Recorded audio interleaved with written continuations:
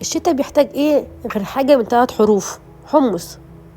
من حبي في الوصفة دي وسهولتها وطعمتها انا عملت الحمص فوتو سيشن، بجد خطير ومفيش اسهل ولا اسرع ولا احلى من كده. ويلا نبتدي. ازيكم يا حلوين، عاملين ايه؟ النهارده هنعمل حاجه شتويه قوي. اول حاجه هنعملها ان احنا هننقع الحمص 6 ساعات. ممكن ان احنا ننقعه من بالليل ونعمله الصبح. هنجيب طبق حطي فيه الحمص بتاعنا،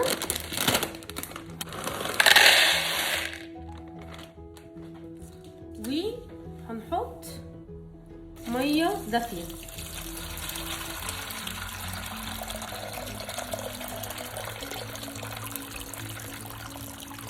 يعني بس كده، ده اول خطوه ودي اسهل طريقه لحمص الشام. الشتا ده جميل عشان بيخلي الواحد يعمل وصفات حلوه وياكل كده. شايفين الحمص بعد ما اتنقع اتضاعف حجمه. هنجيب ميه سخنه ونحط فيها الحمص.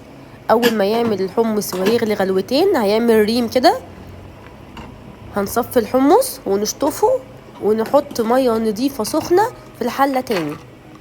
بعد كده نرجع الحمص تاني، ودي كده ميه السليق اللي هو هيتسلق فيها. هسيبه يغلي، بيقعد 20 دقيقه على النار. هقطع حوالي نص كيلو طماطم، عليه معلقه صلصه وهطحنه، وهجيب حوالي 6 فصوص توم مهروسين، هحط عليهم شويه من الملح وهقلب التوم بالملح مع بعض. الحمص كده خلاص استوى معايا.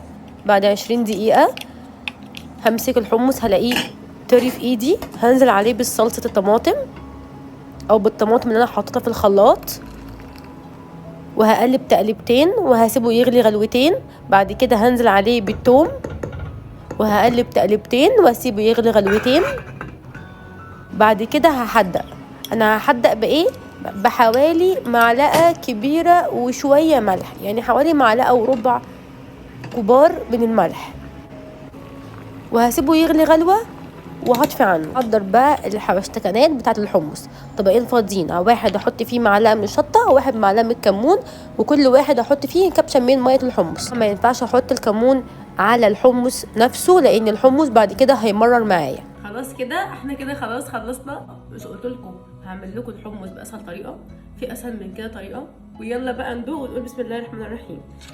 دي اسمها كمونيه اهي كده، كمون عليه شويه من الميه بتاعه الحمص.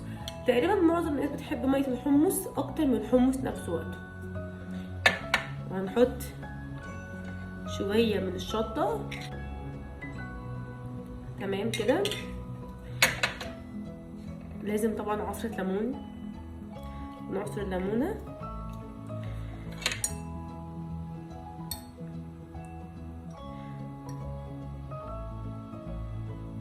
بسم الله الرحمن الرحيم.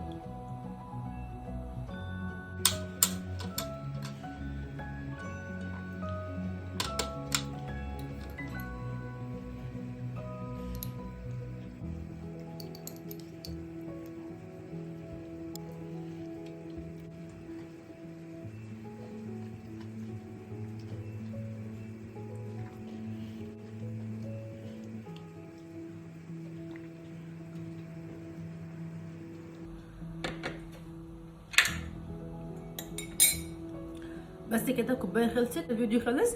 متنسوش الاشتراك في القناه والف هنا وشفا وباي باي.